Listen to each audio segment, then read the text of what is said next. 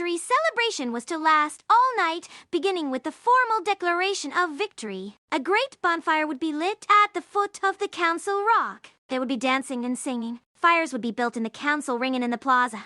All night long, fires would be kept burning. At first light, the people would make their way down to the river for a final celebration before returning to their campsite. They would sing and dance and feast. Their victory over the evil spirits would be proclaimed and celebrated. The victory over the spirits of fear and panic would be sung and chanted, and the people would dance around the fires, all through the day and well into the night. The young man stood alone in the center of the circle, looking around, seeing how it had changed since he'd been away. Everything seemed so much more alive, filled with spirit. His father was no longer in the place of power, but now it was his own. He could feel it. He had been named head of the council by the old chief. But that wasn't what mattered. The important thing was that the old chief had come to him that very morning and told him that he, too, believed the spirits had accepted his leadership. That he, too, wanted him to take charge. But that wasn't what really mattered either.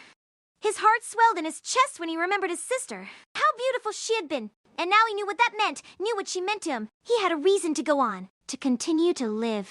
He looked up at the stars, realizing how many of them there were. He had forgotten how many there were. "It is time," the chief said.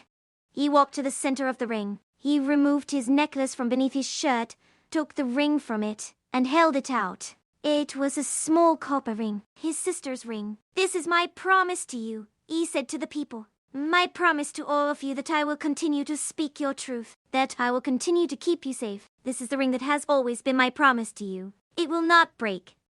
He let it slip back beneath his shirt, then he faced the fire. He could see his father and his mother and his sister standing before him, as though they were all gathered together in the one place. "I accept your trust," he said to them. "I accept your belief in me. I accept your love for me. I will not betray that love. I will keep you safe." He paused, looked out over the people, and said, "I will keep us all safe."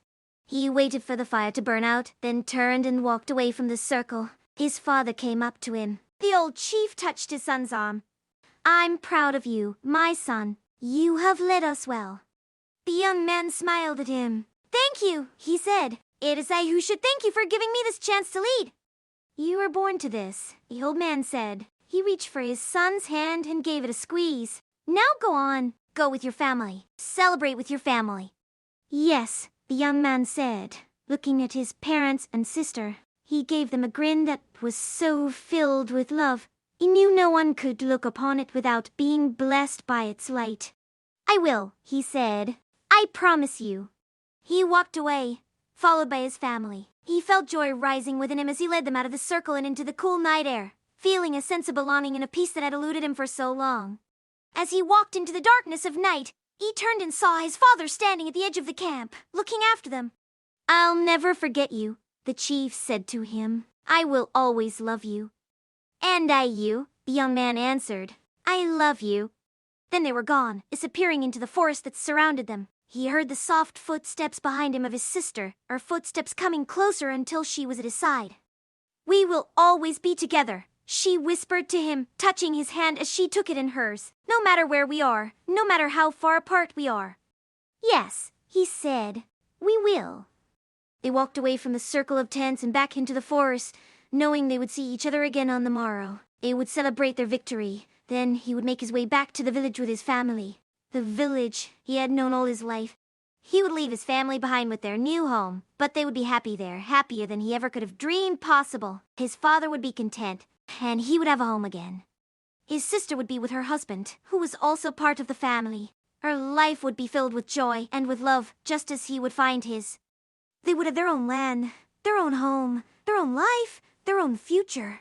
And then one day, when they were all old and gray, they would look back on this moment of celebration, of victory, of promise, and they would remember this night, this moment, and they would know they had all made a choice to fight for what they believed in, to stand for what they knew was right, to do what they knew was good, to bring back to the world all they had lost and all they had suffered and all they had loved and lost. It was a choice to bring back everything they'd lost, everything they'd suffered, everything they had loved, all for love of a brother and sister and parents who loved them as much as they loved each other. It was a choice to stand for everything they knew was good, a choice to make sure it didn't all slip away, never to return.